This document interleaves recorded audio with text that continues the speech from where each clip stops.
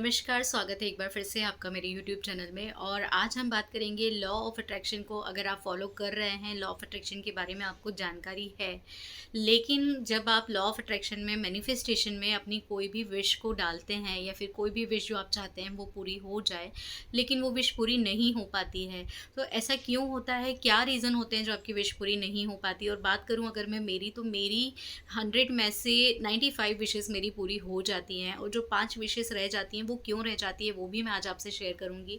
ये ऐसा सीक्रेट है जो कि हर कोई आपसे शेयर नहीं करेगा, लेकिन मैं आपसे ये चीज़ें इसलिए शेयर कर रही हूँ ताकि आपकी कोई भी विश अगर है तो वो 110% पूरी हो जाए। और अगर नहीं हो पा रही है तो क्या गलती है जो मैं करती हूँ, कहीं आप भी वही गलती तो नहीं करते हैं? तो वो जो गलती है उसको हम सुधारें और आपकी जो भी विश है उसको आप पूरा कर सकें। तो इसलिए इस वीडियो को एंड तक देखिएगा, स्किप मत कीजिएगा।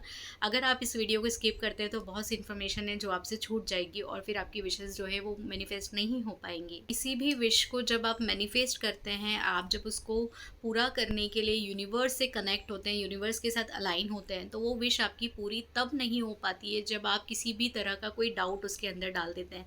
जैसा कि मैंने बताया है कि मेरी भी 100 में से 5 विशेस पूरी नहीं हो पाती हैं, तो उसमें से मैं अगर अपना एग्जांपल दूं तो जैसे 2024 में मैंने एक विजुअलाइजेशन बोर्ड बनाया था, जिसमें मैंने एक गाड़ी का फ़ोटो लगाया हुआ है, एक्सयूवी कार, उसका मैंने फ़ोटो लगाया हुआ है कि ये मुझे चाहिए। अब मुझे इतना कोई ख़ास नॉलेज है नहीं गाड़ी का, तो मुझे ऐसा कुछ भी नहीं है कि मुझे ये चाहिए या मुझे वो चाहिए। मेरे हस्बैंड को जो चाहिए थी वो फ़ोटो मैंने उस विजुअलाइजेशन बोर्ड में लगा दिया, और उसके बाद मैं उस चीज़ को भूल गई। लेकिन वो विश हमारी इसलिए मैनिफेस्ट नहीं हो पाई, जबकि हम उसको डेली विजुअलाइज करते हैं, सब कुछ करते हैं, देखते हैं, लेकिन कहीं ना कहीं मन में डाउट है। क्यों? क्योंकि मेरे हस्बैंड कभी एक्सयूवी गाड़ी का बोलते हैं, कभी क्रेटा का बोलते हैं। उनको क्रेटा की तरफ बहुत ज़्यादा क्रेज़ है। अभी जो न्यू मॉडल आए हैं क्रेटा के, मुझे तो क्लियरली उसके बारे में नॉलेज नहीं है, लेकिन वो कन्फ्यूज़ हैं। तो उन्होंने जो ये कन्फ्यूज़न क्रिएट किया हुआ है, ये कन्फ्यूज़न जो जाता है वो यूनिवर्स तक जाता है। हम यूनिवर्स को ये चीज़ क्लियर ही नहीं कर पा रहे हैं कि हमें एक्चुअली चाहिए क्या। अगर आप अपनी विश को लेकर क्लियर हैं ही नहीं, जब आप खुद ही कन्फ्यूज़ हैं, तो आप यूनिवर्स को कैसे इस चीज़ को क्लियर कर पाएंगे? भगवान को कैसे बता पाएंगे कि आपको क्या चाहिए? तो भगवान भी कन्फ्यूज़न में हैं, उनको भी नहीं पता है कि दीप को और कपिल को एक्चुअली चाहिए क्या, एक्सयूवी चाहिए या क्रेटा चाहिए। तो ये रीज़न्स होते हैं। उसके बाद में जो एक और मेरी विश जो मैंने मैनिफेस्टेशन के लिए की थी, वो ये की थी कि मुझे कहीं घूमने के लिए जाना है। जैसा मैंने बताया था 2024 में तो हम चले गए थे, लेकिन उसके बाद अभी जो मैं चाहती हूँ जैसा कि हम कहीं जाएँ, तो उसमें क्या होता है ना, जब आप कोई भी विश को मैनिफेस्ट करते हैं तो यूनिवर्स आपको फिर उसी तरह की सिचुएशंस भी देते हैं, लेकिन इट्स अप टू यू कि आप उसको कैसे गेन करते हैं। अगर आपके सामने ऐसी कोई सिचुएशन आई है, अगर आप उसको गेन ही नहीं कर रहे हैं, आप उसमें एक्शन ही नहीं ले रहे हैं, तो वो कैसे कोई पूरी होगी? तो ये भी रीज़न होते हैं कि आपकी कोई विश जो है वो मैनिफेस्ट नहीं हो पाती है। अब मेरी अगर मैं बात करूँ, तो क्योंकि मैं लॉ ऑफ अट्रैक्शन को इतने अच्छे से जानती हूँ, तो मुझे पता है कि मेरी विश पूरी क्यों नहीं हो रही है, उसके क्या रीज़न है, कहाँ डाउट्स आ रहे हैं और कहाँ पर गलतियाँ हो रही हैं। तो मैं उस चीज़ के लिए यूनिवर्स को कभी भी ब्लेम नहीं करती हूँ, या ये बातें मेरे दिमाग में नहीं आती हैं कि नहीं, कोई विशेज़ पूरी नहीं होती हैं। अब इसी तरह से अगर मैं बात करूँ किसी और पर्सन की, किसी थर्ड पर्सन की, तो अभी रिसेंटली मेल आया था एक बंदी का। उनकी प्रॉब्लम ये थी कि वो जिस बंदे को पसंद करती हैं, उसको वो मानती हैं अपना सोलमेट, एक जो डिवाइन सोलमेट। अब डिवाइन सोलमेट जो होते हैं, डिवाइन मेट्स जो होते हैं, वो इस तरह के होते हैं कि आप उनसे कितना भी झगड़ा करें, कुछ भी करें, कुछ भी ऐसे रीज़न्स हो जाएँ, लेकिन किसी न किसी बहाने से आप एक-दूसरे से कनेक्टिविटी में रहेंगे। मतलब जैसे होता है ना, किसी-किसी से हमारा रिलेशन है, लड़ाई-झगड़े भी खूब होते हैं, लेकिन फिर भी कहीं न कहीं उनसे हमारी बातचीत चालू हो ही जाती है। तो वो दोनों एक ऐसे रिलेशन में हैं। लेकिन अगर बात करें मैरिज तक इस रिलेशनशिप को लेकर जाने की, तो वो बंदी अभी भी इस चीज़ को लेकर कॉन्फिडेंट नहीं है कि ये जो रिलेशन है उसको वो बंदा जो है वो अच्छे से निभा रहा है। तो वो इस चीज़ को मैनिफेस्ट करना चाहती थी कि या तो ये बंदा मेरी लाइफ से चला जाए या फिर ये मुझे अपना ले। तो मैंने उनको 2 ऑप्शन दिए थे कि आप पहले उस बंदे की सारी खूबियाँ लिखिए कि वो क्यों पसंद है, आपने उनको अपनी लाइफ में क्यों रखा हुआ है। और उसके बाद में आप मुझे वो रीज़न्स दीजिए कि किस वजह से आप ऐसा सोचते हैं कि वो बंदा आपके लिए लॉयल नहीं है। जब मैंने उनके वो सारे रीज़न्स देखे, तो उसमें सबसे ज़्यादा वो रीज़न्स थे कि वो बंदा क्यों उनको ऐसा लगता है कि उनके लिए सही नहीं है। तो उस सामने वाला जब खुद ही उस चीज़ को लेकर कॉन्फिडेंट नहीं है, तो वो यूनिवर्स को कैसे कन्विंस कर सकेगा कि मुझे ये जो बंदा है या फिर जो रिलेशन है, इस रिलेशन को मैं हमेशा के लिए अपनी लाइफ में चाहती हूँ। तो कहने का मतलब यही है कि अगर आपको खुद नहीं पता है कि आपको क्या चाहिए, आप खुद कॉन्फिडेंट नहीं हैं, तो आप कैसे बोल सकते हैं? इसी तरह से जब कोई विश आप पूरी करने के लिए प्रोसेस स्टार्ट करते हैं, तो आपने मान लीजिए कोई 369 टेक्निक यूज़ कर ली या फिर आपने 555 टेक्निक यूज़ कर ली, उसके बाद आप स्क्रिप्टिंग भी कर रहे हैं, आप विजुअलाइज़ेशन बोर्ड पे लिखने के बाद उसको विजुअलाइज़ भी कर रहे हैं। तो इतनी सारी चीज़ें जब एक साथ आप करते हैं, तो उसमें क्या होता है कि आपने जो भी विश यूनिवर्स को दी है, आपने जो कमांड भेजी है यूनिवर्स के पास में, आपने उससे डिटैचमेंट किया ही नहीं है, आप उसको छोड़ नहीं रहे हैं, आप उसके बिल्कुल पीछे लगे हुए हैं, मतलब उसको बार-बार इतना पिंच कर रहे हैं कि वो चीज़ आपको नहीं मिल पाएगी। कई वीडियोज़ आपने ऐसे देखे होंगे कि कोई भी विश अगर आपको पूरी करनी है तो उससे डिटैचमेंट बहुत ज़रूरी है। आपने जो विश चाही है वो विश आपने माँगी और फिर उसको भूल जाइए, छोड़ दीजिए, वो विश आपकी पूरी होगी ही होगी। 1 या 2 बार आपने स्क्रिप्टिंग कर ली, मोर देन सफिशिएंट है ये, इससे ज़्यादा नहीं। आपने किसी भी चीज़ को विज़ुअलाइज़ कर लिया, रोज़ विज़ुअलाइज़ करेंगे वहाँ तक चलेगा, लेकिन अगर आप स्क्रिप्टिंग में भी डेली वही चीज़ लिखते जा रहे हैं, लिखते जा रहे हैं, स्क्रिप्टिंग में आपको सिर्फ़ अपनी जो विश है वो डायरी में एक ही बार लिखनी है।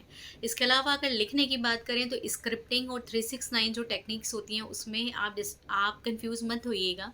369 में सिर्फ़ आपको अपनी जो विश है वो 45 डेज़ तक लिखनी है, सुबह में 3 बार, दिन में 6 बार और रात को 9 बार, इस तरह से लिखनी है। तो लॉ ऑफ़ अट्रैक्शन को समझना हमें इसलिए ज़रूरी है कि विश हमारी क्यों पूरी नहीं हो पा रही हैं, कि एक इस तरह का सुप्रीम पावर है जिससे कि हम अपनी विश सिर्फ़ और सिर्फ़ अपने सबकॉन्शियस माइंड के थ्रू पूरी कर सकते हैं। तो क्यों ना हम इसको पूरी तरह से समझें और जो अपनी विशेज़ हैं उनको पूरा करें। तो अगर आप इसको समझ लेंगे तो विशेज़ तो आपकी पूरी हो ही जाएँगी। आपको सिर्फ़ और सिर्फ़ इतना करना है कि आपकी जो विश है उसमें सबसे पहले आपको क्लैरिफ़िकेशन होना चाहिए कि आपको क्या चाहिए। क्योंकि अगर आप खुद कन्फ्यूज़ होंगे तो आप अपनी किसी भी विश को मैनिफेस्ट नहीं कर पाएँगे। उसके बाद उस विश के पीछे भागिए मत। ऐसा नहीं कि स्क्रिप्टिंग लिया, स्क्रिप्टिंग के थ्रू भाग रहे हैं, उसके बाद मैनिफेस्टेशन तो दिन भर चल ही रही है और उसके बाद में फिर आपको क्लियर ही नहीं है, आप कभी कुछ सोच रहे हैं, कभी कुछ सोच रहे हैं। तो ये सारी चीज़ें आपको माइंड में क्लियर होनी चाहिए, तभी आपकी जो विशेज़ हैं वो पूरी हो पाएँगी। अब मेरी जो विशेज़ पूरी हो जाती हैं वो इसलिए हो जाती हैं क्योंकि वो विश जो है वो सिर्फ़ और सिर्फ़ मेरी रहती है, उसमें किसी और का इंटरफेरेंस नहीं रहता है। जैसे मैंने आपको बताया कि मेरा जो गाड़ी का मैनिफेस्टेशन है वो क्यों पूरा नहीं हो पा रहा है, क्योंकि उसमें मेरे हस्बैंड क्लियर नहीं है। तो जब वो मुझे बोलते हैं नहीं दीप क्रेटा चाहिए, तो मेरा दिमाग भी क्रेटा की तरफ चला जाता है कि नहीं, इन्हें ये चाहिए। तो जब मैं खुद क्लियर नहीं हूँ तो मैं यूनिवर्स को कैसे क्लियर कर पाऊँगी। लेकिन मेरी ऐसी कोई विश जिसमें कि सिर्फ़ मुझे मेरे ही एफ़र्ट्स देना है, मुझे पता है कि मुझे ये चाहिए और उसमें कोई मुझे डिस्टर्ब करने वाला नहीं होता है, तो वो मेरी विश बहुत ईज़िली मैनिफेस्ट हो जाती है। अगर मैं बात करूँ मेरी, तो मेरी जो लास्ट विश जो मैनिफेस्ट हुई थी उसके रिगार्डिंग मैंने एक वीडियो भी बनाया हुआ है। मैं आदित्य सागर जी से मिलना चाहती थी और उनको देखना चाहती थी एक्चुअली, तो मैंने उनको वो सारा सब चीज़ें, मतलब उससे रिलेटेड मैंने वीडियो ऑलरेडी अपलोड किया हुआ है। मीनवाइल जो मेरी एक और विश मैनिफेस्ट हुई थी उसके बारे में अभी तक मैंने किसी वीडियो में बात नहीं की है। वो विश मेरे बेटे से रिलेटेड थी।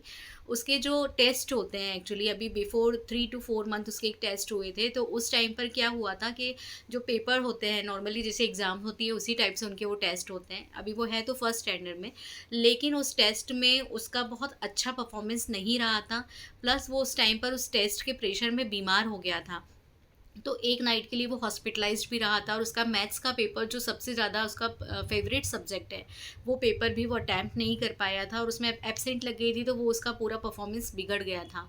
अब जब बात आई अभी जो उन उन लोगों का टेस्ट स्टार्ट हुआ है, अभी लास्ट मंथ ही हुआ है, तो उसमें मैंने ये विज़ुअलाइज़ किया था और विज़ुअलाइज़ेशन के थ्रू ही मैंने जो विश है अपनी मैनिफेस्ट की थी। मेरे साथ-साथ उस विश को विज़ुअलाइज़ करना मैंने अपने बेटे को भी दिया था। तो अगर मैं बात करूँ मेरी कि मेरी कोई विश मैनिफेस्ट हुई थी तो मुझसे पहले, लेकिन वो मेरे बेटे की विश मैनिफेस्ट हुई थी। तो बहुत छोटा-सा है लेकिन उसने भी मैनिफेस्ट किया था क्योंकि मैंने उसको सिखाई थी वो चीज़ कि कैसे करना है।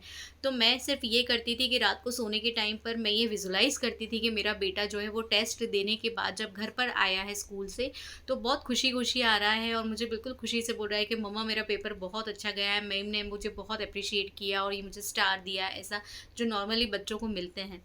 अगर मैं बात करूँ इस मैनिफेस्टेशन की जो मैंने अपने बेटे से संबंधित की थी, तो उसमें कोई डाउट इसलिए नहीं आया था क्योंकि मैं उसको उस तरह से पढ़ा रही थी, पढ़ाती मैं पहले भी थी, लेकिन अभी इस बार मैंने उसको एक मंत्र दे दिया था बिल्कुल कि आपको बस ये बोलना है कि मेरा पेपर बहुत अच्छा गया है, मेरा पेपर बहुत अच्छा गया है। सिर्फ़ और सिर्फ़ उसको इतना ही करवाती थी मैं, कि वो आपको डेली हर एक पेपर के लिए ये बोलना है कि आप बहुत अच्छा करके आए हो और आपका पेपर बहुत अच्छा गया है। सिंपली एक छोटा-सा वर्ड, क्योंकि विज़ुअलाइज़ेशन ये सब चीज़ें तो एक छोटा-सा बच्चा अभी इतना नहीं समझ सकता, लेकिन मैं उसको अभी से ये सब चीज़ें इसलिए सिखा रही हूँ कि उसको मैं एक पॉज़िटिव इंसान बनाना चाहती हूँ। मैं चाहती हूँ कि वो हर एक चीज़ को लेकर पॉज़िटिव रहे। वो हर एक चीज़ के लिए ये सोचे कि हाँ, ये काम वो कर सकता है। तो जितना मुझे समझ में आता है उतना मैं उसको समझाती ही समझाती हूँ, ताकि उसका आने वाला जो कल है उसको मैं अभी से उसका बेस इतना स्ट्रॉन्ग बना दूँ कि उसको इन सब चीज़ों के लिए प्रॉब्लम ना आए, छोटी-मोटी बातों को लेकर, वो लोगों की बातों को लेकर परेशान ना हो, खुद के ऊपर कोई प्रेशर ना डाले। तो हमने ये जो विश जैसे मैंने बताया उसकी पेपर वाली, तो मैंने उसको पहले भी पढ़ाया था, लेकिन इस बार जो मैंने उसको पढ़ाया है, तो वो मैं उसको नाइट में पढ़ाती थी। नाइट में इसलिए क्योंकि उसके सबकॉन्शियस माइंड में जाकर वो चीज़ें बैठ जाती थी, क्योंकि उस पढ़ने के बाद में वो सिर्फ़ सीधे सोता था। और उसको मैंने जो बोला हुआ था कि आप ये डेली सोचो बेटा कि आपका पेपर बहुत अच्छा गया है, और आप इसको बोलो कि मम्मा मेरा पेपर बहुत अच्छा गया है और मैं बहुत अच्छे से पेपर करके आई हूँ, बस आप इसको इतना बोलो। तो वो चीज़ उसने की, विज़ुअलाइज़ मैंने किया।